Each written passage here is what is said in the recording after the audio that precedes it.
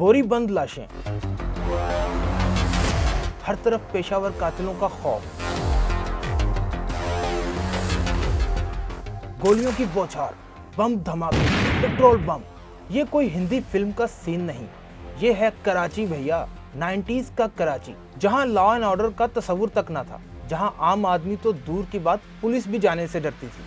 ये कराची का इलाका लियारी है। ये कहानी ज़बान ज़दे आम है। इस कहानी में कौन कितना अहम है, इस बात का आज तक तयन ना हो सका। उज़ैर बलोच कौन था? आखिर क्यों नबील गबोल 4 साल तक अपने हलके की आवाम से ना मिला और एक रात बुलेट प्रूफ गाड़ी के अंदर क्लैशनकोफ के साथ अपने हलके में जा घुसा, जबकि वो जानता था कि वो यहाँ कत्ल भी किया जा सकता है। वैसे तो इस कहानी में बहुत से किरदार हैं, लेकिन हमें इस कहानी को बगौर समझने के लिए बाल की खाल को जरा तफसील से खींचना होगा। इस कहानी को बगौर समझने से पहले हमें लियारी को समझना होगा कि लियारी में ऐसा क्या था कि वहाँ जाने से लोग डरते थे। लोग तो क्या, वहाँ जाने से पुलिस भी डरती थी। लियारी बलोच माहीगीरों का एक इलाका था। सर अब्दुल्ला हारून ने, जो कि मुस्लिम लीग के मुमताज रहनुमा थे, बलोचिस्तान के पसमानदा इलाकों से बलोचियों की नकल मकानी का आगाज किया। लियारी में सिर्फ बलोच ही नहीं, बल्कि यहाँ पे कच्छी भी मिलेंगे, यहाँ पे गुजराती भी मिलेंगे, यहाँ पे उर्दू स्पीकिंग भी मिलेंगे और यहाँ पे महाजिर भी मिलेंगे। लियारी एक मिक्स कल्चरल इलाका है। यहाँ 1930 और 1940 से अफगानिस्तान से हिजरत करने वाले अफगान महाजिर भी मिलेंगे और इन सब का ताल्लुक पाकिस्तान के मजदूर तबके से है। Lyari gang war.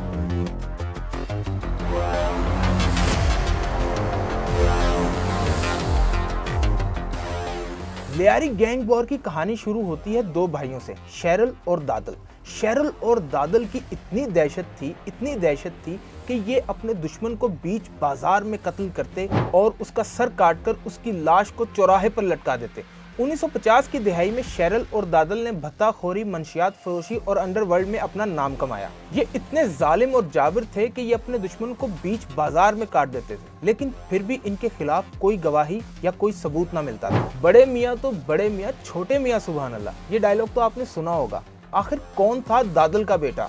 किसको मालूम था कि दादल का बेटा अपने बाप से 4 हाथ नहीं बल्कि 1 फिलांग आगे निकल जाएगा? ये इतना सफाक था कि इसने अपनी माँ को कत्ल कर दिया। लेकिन रुकें, पिक्चर अभी बाकी है। अभी दादल के बेटे की स्टोरी हम आगे चल के आपको बताएंगे। इस कहानी में दादल के बेटे से पहले एक और अहम किरदार है, इकबाल उर्फ बाबू डकैत। बाबू डकैत का असर रसूख पूरे कराची में फैला हुआ था। बाबू डकैत लियारी का कोई आम शख्स नहीं था। ये MSc फिजिक्स था और इंतहाई पढ़ा लिखा था। इसके पूरी दुनिया में नेटवर्क से ये इतना असर रसूख वाला था कि पुलिस की नाक के नीचे से पूरे कराची में लियारी से मंशियात फरोश करता था। इसकी पूरी जिंदगी में पुलिस इसे गिरफ्तार न कर सकी और जब पानी सर के ऊपर से गुजर गया तो CIA ने एक छापा मारा और बाबू डकैत को गिरफ्तार किया। और मजे की बात यह है, गिरफ्तार तब किया जब बाबू डकैत फालज का मरीज बन चुका था। पूरी जवानी में बाबू डकैत ने कराची में मंशियात और भत्ताखोरी का बाजार गर्म किए रखा। आपको ये कहानी सुनकर मुंबई क्राइम स्टोरीज पर बनने वाली और संजय दत्त की फिल्में तो याद आ रही होंगी। रुकें, अभी सब्र करें, अभी एक और अहम किरदार इस कहानी में आने वाला है और उस किरदार का नाम है हाजी लाला उर्फ हाजी लालू डकैत। हाजी लालू डकैत शेरशाह कब्रिस्तान के इलाके में अपने 7 बेटों के साथ मंशियात फरोशी और भत्ताखोरी का बाजार गर्म किए हुए था। ये मंशियात फरोशी और भत्ताखोरी का बाजार कब कत्लो गारत, एक्सटॉर्शन, अगवा बराए तावान और किडनैपिंग में बदल गया, इसका किसी को इदराक भी नहीं। हाजी लालू के 7 बेटों में अरशद, पप्पू और यासिर अरफात भी शामिल हैं। अरशद पप्पू भी एक ऐसा डॉन है जिसकी कहानी सुने बगैर आप ना जाइएगा। आगे चलकर हम आपको बताएंगे कि किसके सर से लियारी में फुटबॉल खेला गया और किसकी लाश को तेजाब से जला दिया गया। अब कराची में 3 गैंग सरगर्म थी। ताकत और दहशत का नशा सर चढ़कर बोल रहा था। इसी ताकत के नशे में इकबाल उर्फ बाबू डकैत ने दादल को बीच बाजार में काट दिया और उसका कत्ल कर दिया। यहाँ खत्म होती है 1950 की दिहाई के डॉन की कहानी, दादल डॉन की कहानी। अब बात करते हैं उस डॉन की कहानी की जिसके जिक्र के बगैर लियारी की कहानी नामुकम्मल है और जिसकी दहशत और खौफ आज भी लियारी की गलियों में पाया जाता है। जी हाँ, मैं बात कर रहा हूँ दादल के बेटे सरदार अब्दुल रहमान बलोच उर्फ रहमान डकैत की। ये इतना जालिम और जाबिर था कि इसके जुल्म की दास्तानें मंगोलों पर गालिब आ जाएं और मरवानी इसके पांव दबाने लगे।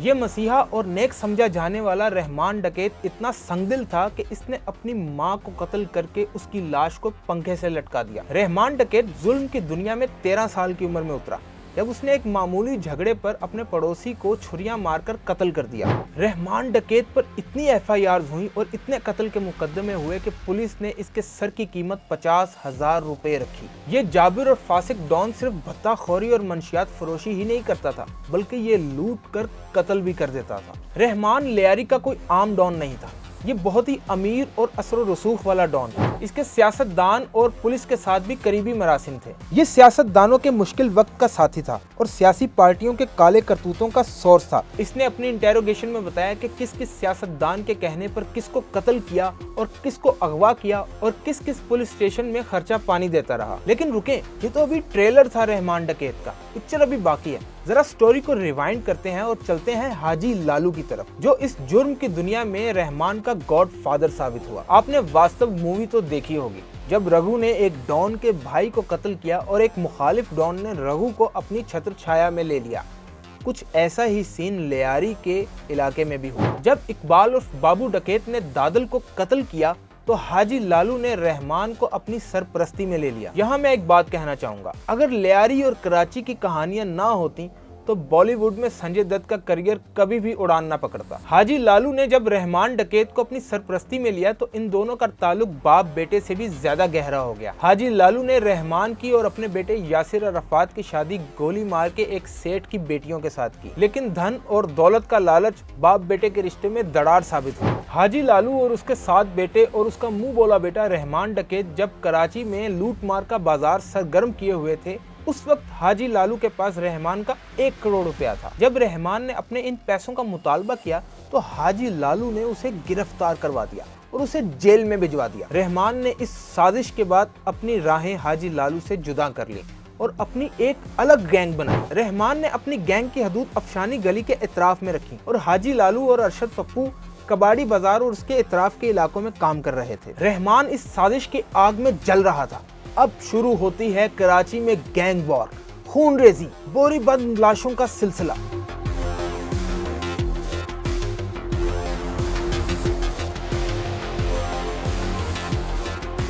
रहमान बदले की आग में जल रहा था और एक के बाद एक हाजी लालू और अरशद पप्पू की गैंग के मेंबर्स को कत्ल किए जा रहा था। कराची में खूनरेजी ने अरूज तब पकड़ा जब हाजी लालू के करीबी साथी को रहमान ने बीच बाजार में कत्ल कर दिया। अनवर भाई भी इस कहानी का एक अहम किरदार है, जो हाजी लालू के करीबी साथी थे।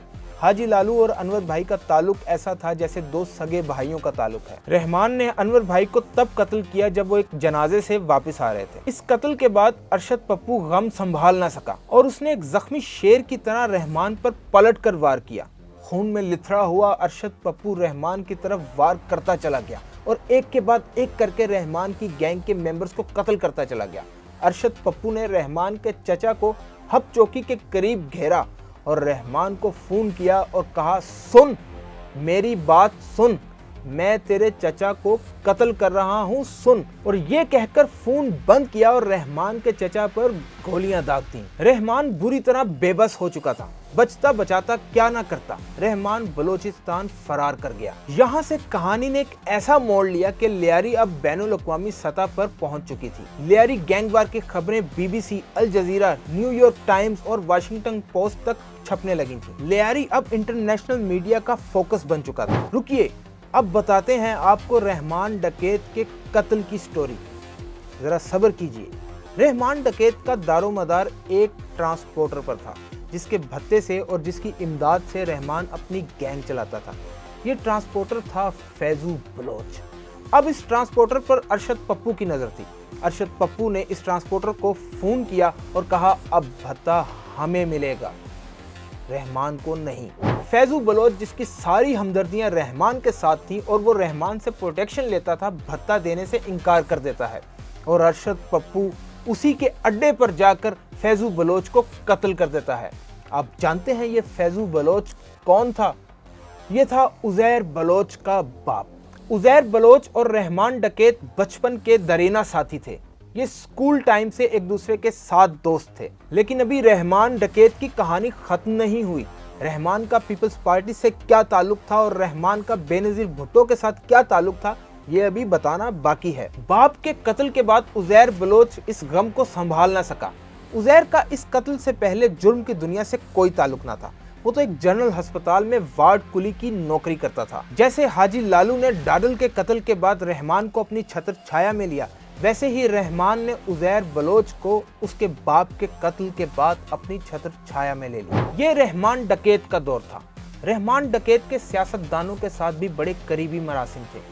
सियासतदान हर वो काम जो वो खुद मंजर-ए-आम पर आकर नहीं कर सकते, रहमान डकैत और उसके गैंग मेंबर्स से करवाते थे। रहमान डकैत कितना असर रसूख रखता था, इस बात का अंदाजा आपको मेरी इस बात से होगा। जब 18 अक्टूबर 2007 को बीबी बेनजीर भुट्टो जिला वतनी काट कर वतन वापिस आई तो एयरपोर्ट के रास्ते में उन पर एक कातिलाना हमला हुआ, जिसमें तकरीबन 150 लोग शहीद हो गए। रहमान डकैत उस वक्त बीबी का सिक्योरिटी ऑफिसर था। रहमान डकैत ने बीबी को बाहिफाजत अपनी गाड़ी में बिठाया और बाहिफाजत उनको बिलावल हाउस मुंतकिल किया। अब तो रहमान डकैत की पावर का अंदाजा आपको हो गया होगा।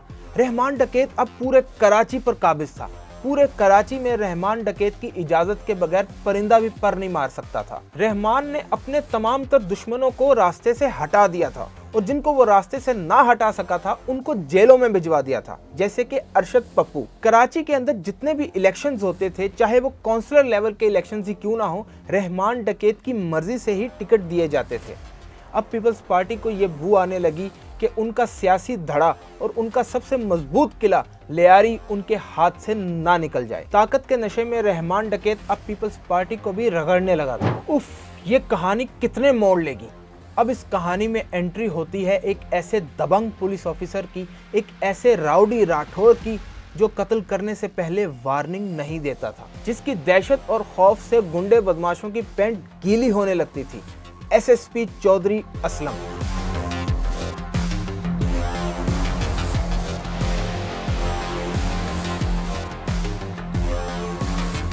चौधरी असलम को यह टास्क दिया गया कि उसने लियारी से जुर्म का खात्मा करना है और इस टास्क फोर्स का नाम लियारी टास्क फोर्स रखा गया। चौधरी असलम को यह टास्क दिया गया कि वो सबसे पहले रहमान डकैत को गिरफ्तार करे। मुखबरों के लिए तिजोरियों के मुंह खोल दिए गए और एक दिन एक मुखबरी मिली के शिकार हब चौकी के इलाके में छुपा बैठा है। चौधरी असलम एक प्लान बनाते हैं और अपनी फोर्स के साथ हब चौकी के इलाके में रहमान डकैत को गिरफ्तार करने जाते हैं।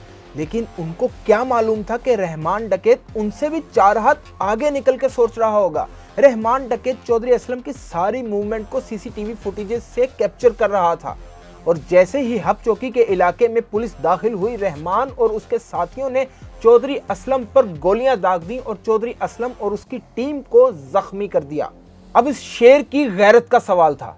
चौधरी असलम का अब एक ही मकसद था कि उसने रहमान डकैत को गिरफ्तार करना है। चौधरी असलम ने एक फुल प्रूफ प्लान के साथ 2006 में बलूचिस्तान के इलाके विंदर में रहमान डकैत को गिरफ्तार किया। पुलिस ने रहमान डकैत की खूब खातिर तवाज़ा की, उल्टा लटकाकर इतने जूते मारे कि सारे जराइम कबूल कर लिए। वो कहते हैं ना, जब पुलिस का पांजा पड़ता है तो सारी हेकड़ी निकल जाती है। रो रो कर रहमान डकैत ने माफिया मांगी और अपने सारे जराइम को कबूल किया। लेकिन मौका देखते ही रहमान डकैत ने चौधरी असलम के पास करप्ट टीम मेंबर्स को 5 करोड़ रिश्वत का लालच दिया और जेल से फरार हो गया। चौधरी असलम और हसास इदारों के लिए ये बहुत शर्म की बात थी कि रहमान डकैत 2 बार जेल से फरार हुआ। क्योंकि अभी पुलिस ने रहमान डकैत की गिरफ्तारी नहीं डाली थी तो सारी टीम तफ्तीश से बच गई। लेकिन जिन हसास इदारों को इस गिरफ्तारी का पता था, तफ्तीश हुई और ये मामला सामने आया कि बास पुलिस एहलकारों ने 5 करोड़ के लालच में रहमान को फरार करवाया।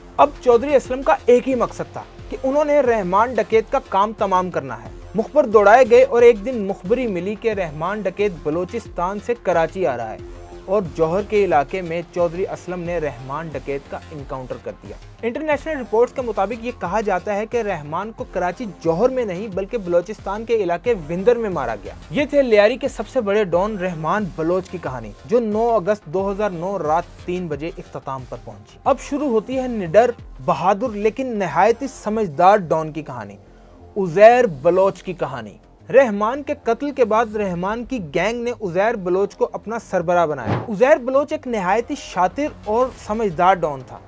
ये लूट मार और दहशत फैलाने का काम बराह रास्त नहीं करता था बल्कि अपने फ्रंट मैन से करवाता था।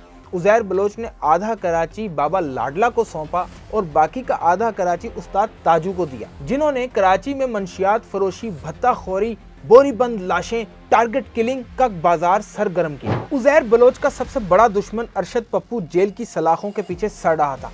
उज़ैर के लिए मैदान बिल्कुल खाली था और उसे सियासी पुष्टपनाही भी थी। हम आपको अभी एक ऐसा नाम बताएंगे, एक सीनियर सियासतदान जिन्होंने लियारी में असले के लाइसेंस दिए और डंके की चोट पर कहा कि ये असले के लाइसेंस बारात पर पटाखे चलाने के लिए नहीं हैं, ये अपना दिफा करने के लिए है। उज़ैर बलोच के जब पाकिस्तान पीपल्स पार्टी के साथ ताल्लुकात खराब हुए तो उसने पीपल्स अमन कमेटी बनाई, जिसके सरबराह उस वक्त के वजीर दाखिला मिर्जा जुल्फिकार थे और जुल्फिकार मिर्जा पीपल्स अमन कमेटी को अपनी जेली जमात समझने लगे थे। साबिक वजीर दाखिला जुल्फिकार मिर्जा का भी उतना ही अहम किरदार है जितना इस कहानी में उज़ैर बलोच का है। उज़ैर बलोच और उसकी गैंग को वजीर दाखिला की पुष्पनाही मिली।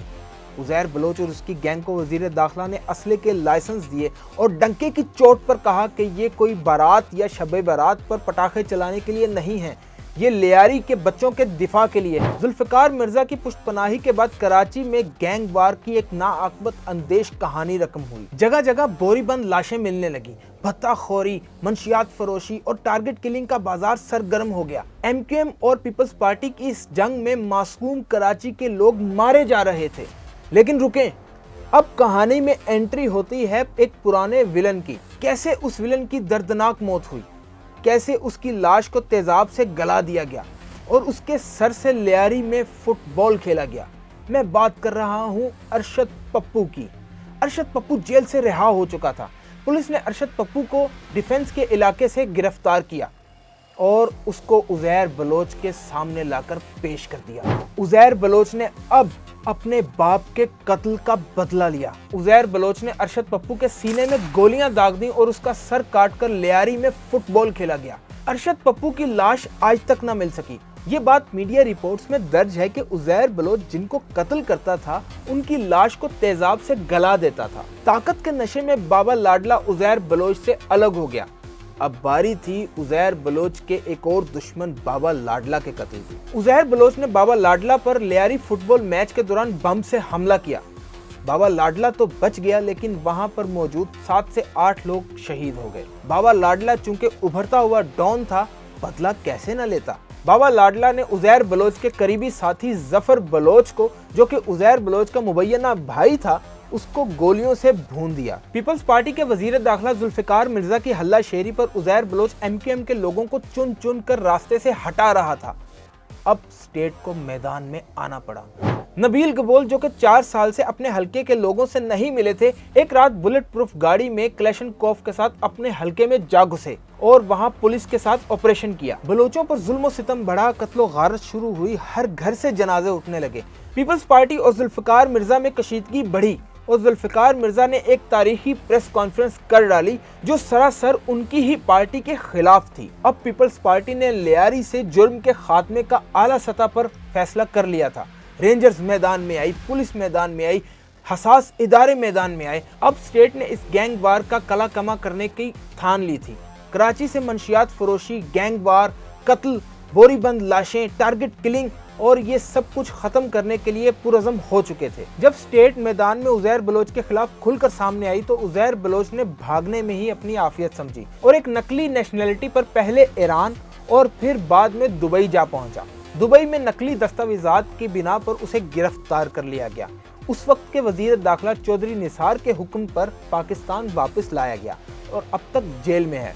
अब तक उज़ैर बलोच पर दर्जनों मुकदमात हो चुके हैं, जिनमें से 20 में वो सबूत ना मिलने की बिना पर बरी-उज़्ज़िमा हो चुका है। लेकिन अब भी उज़ैर बलोच जेल में है। उज़ैर बलोच तो सलाखों के पीछे है, लेकिन अब खबरें आ रही हैं कि रहमान डकैत का बेटा जुर्म की दुनिया में आ चुका है। कराची के हालात तो आपके सामने हैं। डकैती, कत्ल, मारधार वहाँ पर रोज का मामूल है। क्या स्टेट मैदान में आएगी या कराची में वही पुराना 90s का दौर देखा जाएगा? ये तो वक्त ही बताएगा। आपसे मुलाकात होगी अगली वीडियो में। मैं हूं खावर बुखारी। अल्लाह हाफिज़ नासिर।